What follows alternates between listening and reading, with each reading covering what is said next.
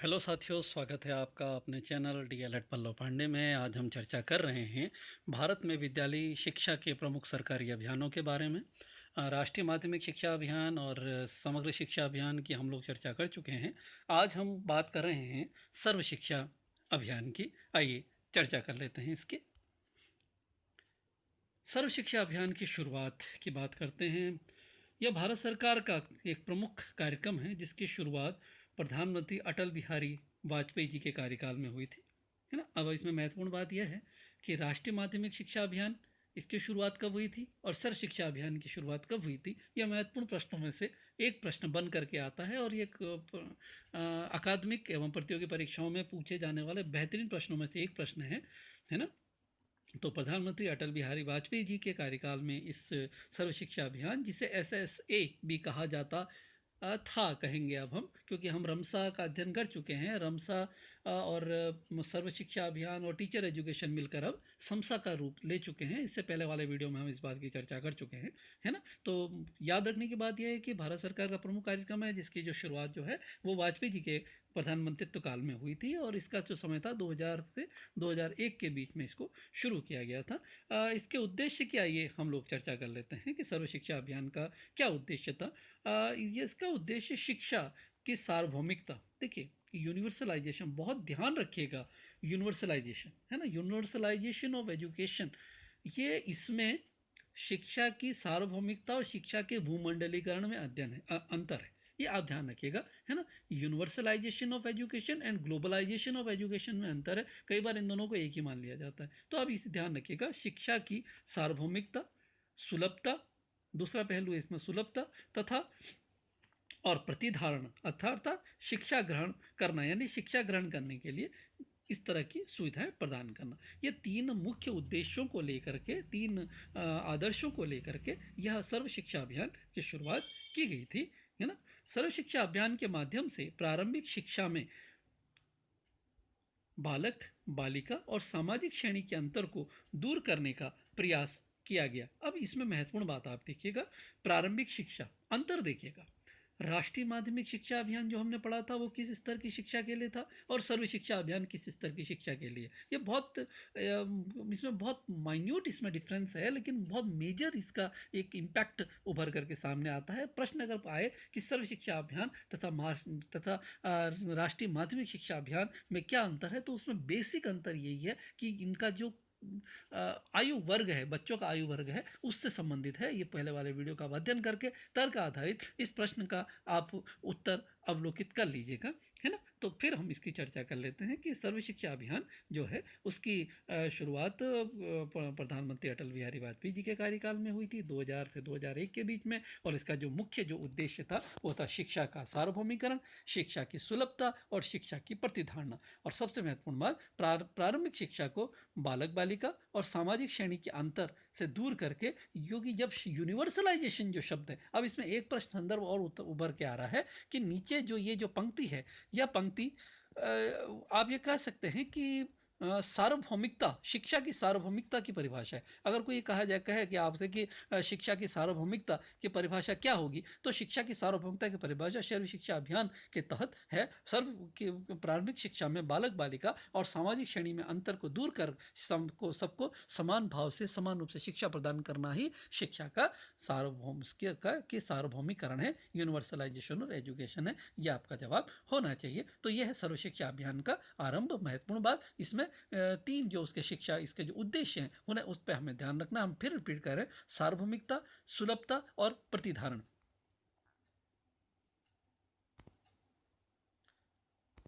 सर्व शिक्षा अभियान के माध्यम से शिक्षा के क्षेत्र में काफ़ी आमूलचूल परिवर्तन आए, शिक्षा में काफ़ी उसको बढ़ावा मिला है। क्या क्या हुआ इसमें, नए नए स्कूलों को खोला गया, वैकल्पिक विद्यालयों की सुविधा प्रदान की गई और अतिरिक्त कक्षों का निर्माण किया गया। वैकल्पिक विद्यालय, साथ ही वैकल्पिक विद्यालय की जो संकल्पना है काफ़ी व्यापक स्वरूप में है, क्योंकि इसमें दूरस्थ माध्यम से शिक्षा का भी जो प्रयास किया गया है कि अब अगर आप कोई बच्चा जिसने प्रारंभिक शिक्षा पहली दूसरी भी अगर प्राप्त नहीं की है तो वह 5वीं कक्षा में सीधे बैठ सकता है दूरस्थ माध्यम से, शिक्षा केंद्रों के माध्यम से, परीक्षा प्रणाली NIOS और RSOS के माध्यम। तो ये ध्यान रखिएगा कि ये वैकल्पिक विद्यालय सुविधा जो है वह नौकरी पेशा लोगों को या कामगार लोगों को प्रदान करने का जो प्रयास है वह सर्व शिक्षा अभियान के तहत हुआ। और साथ में ही भौतिक संसाधनों का जिन विद्यालयों में अभाव था वह भौतिक संसाधन भी उन विद्यालयों में प्रदान किए गए। प्रसाधन कक्ष और पेयजल सुविधाएं प्रदान की गई, है ना। अगर आज आप ये देखेंगे कि अगर आप किसी प्राथमिक विद्यालय, हालांकि उनकी संख्या बहुत कम है, और उच्च प्राथमिक विद्यालयों में आप जाएंगे तो वहाँ देखिएगा वहाँ पे प्रसाधन की सुविधा है और वहाँ पर पेयजल की सुविधा है। और प्रसाधन और पेयजल के स्थान जो होते हैं वहाँ पर लिखा रहता है कि ये किस मद से यह मिला हुआ है, और यह मद उसमें आपने देखा होगा लिखा रहता है सर्व शिक्षा अभियान के तहत ये मिला हुआ है। और अध्यापकों का प्रावधान करना सबसे महत्वपूर्ण बात है ना। भौतिक और मानवीय दोनों संसाधन प्राथमिक स्तर पर प्रदान करने का कार्य सर्व शिक्षा अभियान के तहत किया गया। नियमित अध्यापकों का सेवाकालीन प्रशिक्षण, निःशुल्क पाठ्य पुस्तक, बच्चों के लिए वर्दियां और अधिगम स्तर पर परिणामों में सुधार हेतु सहायता प्रदान करना भी शामिल है। यह एक व्यापक स्वरूप का लेकर के आया था। हम ये बात साथियों अच्छी तरह से जानते हैं कि सर्व शिक्षा अभियान का जो प्रमुख जो मूर्तिकरण जो था वो राइट टू एजुकेशन से हुआ था, है ना। यानी कि अनिवार्य निःशुल्क शिक्षा का अधिकार अधिनियम से हुआ था। तो वो सब उसके जो प्रावधान जो थे कि सेवाकालीन प्रशिक्षण, निःशुल्क बच्चों को निःशुल्क पाठ्य पुस्तक देना, वर्दियां बच्चों को देना, और साथ में अधिगम स्तर पर परिणामों को सुधारने के लिए किसी भी तरह की हर प्रकार की सहायता प्रदान करना। इसके अंतर्गत शिक्षा को रणनीतियों और मानदंडों के अंदर लिया गया। महत्वपूर्ण बात है, सबसे पहली बार शिक्षा के लिए स्ट्रेटजीज बनी कि शिक्षा को सार्वजनिक रूप से सार्वजनिकरण करना है, आम जन तक अगर शिक्षा पहुंचानी है, बच्चे में विभेदीकरण के बगैर अगर शिक्षा पहुंचानी है, समाज के हर तबके को अगर शिक्षित करना है तो उसके लिए किस तरह से स्ट्रेटजी बनाई जाए, क्या व्यूहरचना की जाए और किन किन स्तरीय मापदंडों का प्रयोग किया जाए। पहली बार शिक्षा को रणनीति और मानदंडों के अंदर लिया गया, स्टैंडर्डाइज किया गया। ये बहुत अच्छा संदर्भ है साथियों। ये लगभग कई कॉम्पिटिटिव एग्जाम्स में प्रश्न पूछा जा चुका है और आप भी अपने कॉन्सेप्ट को इसमें क्लियर रखिएगा, स्पष्ट इसको रखिएगा। आइए चर्चा कर लेते हैं सर्व शिक्षा अभियान के सिद्धांत। सर्व शिक्षा अभियान के अनुसार क्षमता शब्द का अर्थ केवल समान नहीं है, बल्कि ऐसी स्थितियों का समावेश है जिसमें समाज के जो अनुसूचित जाति, जनजाति, मुस्लिम, अल्पसंख्यक, भूमिहीन, कृषि कामगार बच्चे और विशेष वर्ग वाले बच्चे इसमें शामिल हैं। अर्थात यह सभी शिक्षा के समान अवसर का लाभ उठा सके।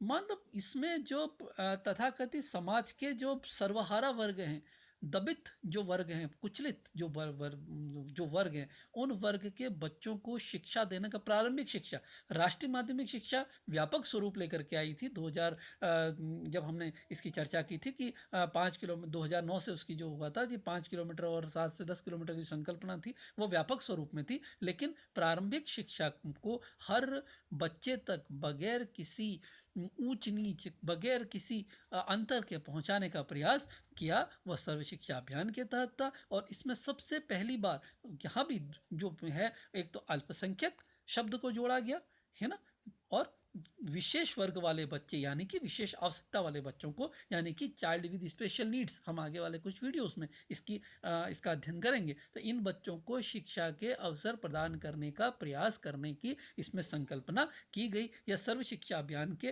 प्रमुख उद्देश्यों में से, प्रमुख सिद्धांतों में से एक सिद्धांत था। सर्व शिक्षा अभियान के अनुसार पहुंच शब्द का अर्थ स्कूलों से दूरी न होकर के इससे है कि स्कूलों का अनुसूचित जातियों या अन्य वर्गों, मुस्लिम, अल्पसंख्यकों, सामान्य रूप से लड़कियों, विशेष जरूरत वाले बच्चों की पहुंच से दूर ना होना। देखिए यानी कि इसमें जो अप्रोच शब्द जो था कि बच्चे के लिए विद्यालय कितना दूर हो, तो इसमें बच्चों के लिए विद्यालय सामान्य बच्चों के साथ साथ विशिष्ट जो बालक थे, जिन्होंने विशिष्ट में संकल्पना किस किस की है, अनुसूचित जाति, अनुसूचित जनजाति, मुस्लिम अल्पसंख्यक, सामान्य वर्ग की बच्चियां और CWSN छात्रों की पहुंच से दूर ना हो। हम आने वाले वीडियोस में आपसे हम बुनियादी शिक्षा व्यवस्था, आश्रमशाला और लोक जुम्बिश परियोजना है ना, हम शिक्षाकर्मी परियोजना, इसका जब हम अध्ययन करेंगे तो ये कॉन्सेप्ट हमारा और क्लियर होगा कि ये जो मूर्त रूप में अभी ये जो परियोजनाएं जो आई हैं हमारे सामने, इनका इतिहास कितना सुदृढ़ रहा है, कितना सशक्त रहा है। तो ये इसमें सबसे महत्वपूर्ण बात ये थी कि अप्रोच शब्द जो है वो स्कूलों की दूरी नहीं थी, अपितु पहुंच को सुलभ बनाना था। एक महत्वपूर्ण बात है, दूरी और पहुंच को सुलभ बनाना, इसका एक महत्वपूर्ण अंतर था कि स्कूलों की दूरी मायने नहीं रखती है, बच्चों की पहुंच वहां तक सुलभ कराना, यह सर्व शिक्षा अभियान की सबसे बड़ी विशेषता थी। इनके अनुसार बालक बालिका को बराबर समझना यह केवल कहने की बात नहीं है, बल्कि शिक्षा पर राष्ट्रीय नीति 1986 से 1992 में बताए गए परिप्रेक्ष्य में शिक्षा को देखना, अर्थात महिलाओं की स्थिति में बुनियादी परिवर्तन लाने को बढ़ावा देना, ये बहुत महत्वपूर्ण बात थी कि इसका जो विजन जो था, इसका जो दृष्टिकोण था, वह भविष्य में देखने से पहले भूतकाल को देखता था कि 1986 1992 में जो ये शिक्षा नीति आई, शिक्षा नीतियों में जो सुधारात्मक जो परिवर्तन हुए, जिसमें बालिकाओं को, बालिका शिक्षा को केंद्र बिंदु पर, भाई आज की बालिका कल की महिला है, आज बालिका आज पढ़ेगी तो कल वो जो साक्षर भारत का निर्माण होगा, साक्षर भविष्य का निर्माण होगा। तो यह सिर्फ केवल कहने की बात नहीं है ना। अगर आपने इसका जो प्रतीक चिन्ह, सर्व शिक्षा अभियान का प्रतीक चिन्ह अगर आपने देखा हो, है ना, स्कूल चले हम, ये इसका कोट है जिसमें एक पेंसिल है, पेंसिल में एक लड़का बैठा है और एक लड़की बैठी है। ये लड़का और लड़की पेंसिल पे जो बैठे हुए हैं, उनका बैठना या एक संदेश है कि यह परियोजना, इसका लक्ष्य सबको समान अवसर प्रदान करना है, शिक्षा के क्षेत्र में प्राथमिक शिक्षा प्रदान करने के लिए। कक्षा कक्ष के माध्यम से संस्कृति की सृजनात्मकता को बढ़ावा देना, ताकि लड़कियों और पिछड़े हुए बालकों के लिए समावेशी परिवेश उत्पन्न हो। देखिए, इसमें समावेशी परिवेश को मात्र विशिष्ट छात्रों तक ही सीमित नहीं किया गया, CWSN छात्रों तक ही सीमित नहीं किया गया, अभी तो बालिकाओं को भी समावेशी, ताकि बालिकाएं जब घर के वातावरण से निकल करके विद्यालय वातावरण में आए तो उन्हें किसी हिसाब की, किसी भी तरह की कोई झिझक या हिचक ना हो, ऐसी व्यवस्था विद्यालयों में सुनिश्चित कराने की व्यवस्था है, वह सर्व शिक्षा अभियान के तहत की गई। यानी कि सर्व शिक्षा अभियान अपने व्यापक दृष्टिकोण में का जो उसका जो मूल स्वरूप उसका जो था वो बालिका शिक्षा था। अगर ये प्रश्न आता है कि भाई सबसे सर्व शिक्षा अभियान का जो मूल जो व्यापक दृष्टिकोण था, उसके मूल में क्या था, तो उसके मूल में महिला शिक्षा थी। क्योंकि बालिका शिक्षा को इतिहास के परिप्रेक्ष्य में देख करके, जितनी भी एजुकेशन पॉलिसीज 1986 1992 की एजुकेशन पॉलिसीज के आधार पर देख करके भविष्य का मार्गदर्शक तत्व के रूप में इसे स्वीकार किया गया। यह बात हमें ध्यान रखनी है।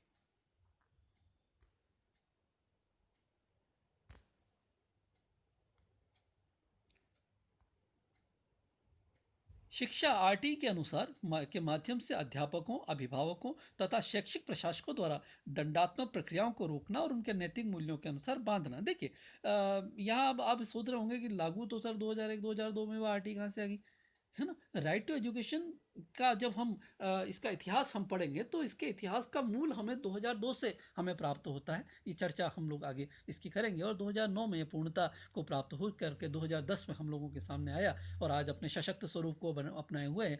तो प्रारंभिक शिक्षा देने का जो अनिवार्य निःशुल्क शिक्षा का अधिकार अधिनियम था, वो सर्व शिक्षा अभियान के तहत था। और सर्व शिक्षा अभियान के तहत जो अभिभावकों, शैक्षिक प्रशासकों द्वारा जो दंडात्मक प्रक्रिया जो थी, छात्रों को दंड देने की प्रक्रिया, किसी भी आधार पर किसी भी छात्र को दंड ना देना, ये बार बार जो बातें जो आपके शिक्षक प्रशिक्षण कार्यक्रम के दौरान जो आपसे कही जाती हैं, या आप ये मान करके चलें, या आप जब इंटर्नशिप में जाते हैं आप ये मान करके चलें, यह बात किसी संस्था प्रधान द्वारा या आपके संस्थान के किसी प्रवक्ता द्वारा कहेगी या सहायक आचार्य द्वारा कहेगी, ये पंक्ति नहीं है। यह पंक्ति का उल्लेख स्पष्टतः सर्व शिक्षा अभियान और राइट टू एजुकेशन के तहत है कि किसी बच्चे को दंडात्मक आप कार्रवाई नहीं कर सकते, और उनको नैतिक मूल्यों के आधार पर बांधना। अब शिक्षक के लिए नैतिक मूल्य क्या, हालांकि RT में हम इसकी व्यापक चर्चा करेंगे जब इसके वीडियो में हम लोग, लेकिन एक बात ध्यान रखिएगा, समय की पाबंदी, शिक्षकोचित व्यवहार, निजी ट्यूशन ना करना, ये सब नैतिक मूल्य हैं जो शिक्षकों से अपेक्षित किए गए हैं सर्व शिक्षा अभियान और RT द्वारा। इसके अनुसार शिक्षा का संपूर्ण दृष्टिकोण और पाठ्यक्रम, शिक्षक शिक्षा, शैक्षिक योजना आदि के साथ साथ संपूर्ण सामग्री और शिक्षा की प्रक्रिया को क्रमबद्ध बनाना है। यानी कि इसमें शिक्षा को एक व्यापकता प्रदान की गई। इसके तहत प्रत्येक शिक्षक को अनुदान स्वरूप कुछ राशि दी जाती थी, जिससे कि वह शिक्षक सहायक सामग्री का निर्माण करे। बहुत महत्वपूर्ण पहलू था टीचिंग एड का निर्माण करना, क्योंकि शिक्षा को संपूर्ण दृष्टिकोण और पाठ्यक्रम के आधार पर यह बांटता है। और इसमें शिक्षक शिक्षा को भी एक व्यापक स्वरूप दिया गया, क्योंकि आज जो शिक्षक जो ट्रेनिंग लेता है वो कल जाकर के विद्यालयों में जाकर के वह उसको लागू करता है। इसलिए शिक्षक शिक्षा शैक्षिक योजना को एक साथ करना, यानी कि इसके तहत अगर आप जब विद्यालयों में आप गए होंगे तो वहाँ आपने देखा होगा कि उसमें एक कोर्स प्लान बन करके आता है। पूरे साल का एक बुकलेट आती है जिसमें ये स्पष्ट लिखा होता है कि किस पहली से 8वीं तक किस क्लास में किस माह में कितना पढ़ाना है। ये एक योजना की एक आउटलाइन है साथियों। अगर हम अंग्रेजी में बात करें तो वो अप्रोच है ना। ये एक कॉन्सेप्ट है जो सर्व शिक्षा अभियान के तहत विकसित किया गया, और जिसके जिसके तहत, और आपको जान के और इस संदर्भ में आश्चर्य होगा कि जो आपका जो इंटर्नशिप का जो ये प्रोग्राम है, इसके भी मूल में सर्व शिक्षा अभियान है। सर्व शिक्षा अभियान एनसीटीई द्वारा जो एक नया फॉर्मेट जो आपके लिए तय किया गया है ना, कि इंटर्नशिप पे ज़्यादा जोर देना और तत्पश्चात जो बीएड 2 और डीएलएड को 2 वर्ष का करना, इसके मूल में यही धारणा थी कि जो पाठ्यक्रम और शिक्षक शिक्षा और योजना, इसके लिए एक शिक्षक को पहले से ही शिक्षक प्रशिक्षण के दौरान ही तैयार करना। तो ये एक व्यापक स्वरूप को अपने में समाये हुए यह सर्व शिक्षा अभियान की अपने की गौरवमय यात्रा, अपनी गौरवमय यात्रा पूर्ण की। तो साथियों, ये था सर्व शिक्षा अभियान। आने वाले अन्य वीडियोस में हम और चर्चा करेंगे। आशा है आपको यह वीडियो पसंद आया होगा। इस वीडियो में हमने सर्व शिक्षा अभियान की चर्चा की, सर्व शिक्षा अभियान के मूल तत्वों की हमने चर्चा की, और हमने ये विश्लेषण किया कि सर्व शिक्षा अभियान का स्वरूप क्या था। और अब ये बात हम और दोहरा देते हैं कि अब सर्व शिक्षा अभियान अस्तित्व में नहीं है।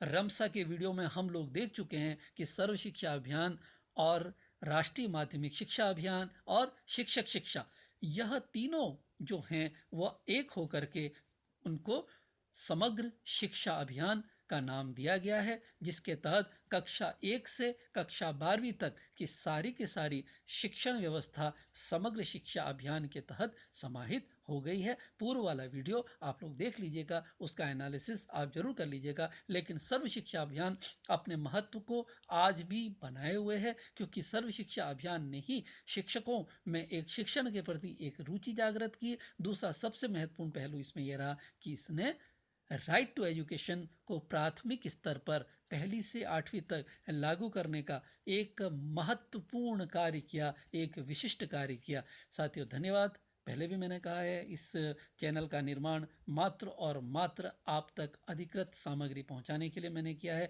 यदि आपको कोई वीडियो की कंटेंट की आवश्यकता हो तो कृपया कमेंट बॉक्स में आप डालिए। मैं पूरा प्रयास करूंगा आप तक उस कंटेंट को पहुंचाने के लिए। अगर आपको वीडियो पसंद आए तो प्लीज़ शेयर कीजिएगा, लाइक करें, सब्सक्राइब करें। शुभकामनाओं के साथ।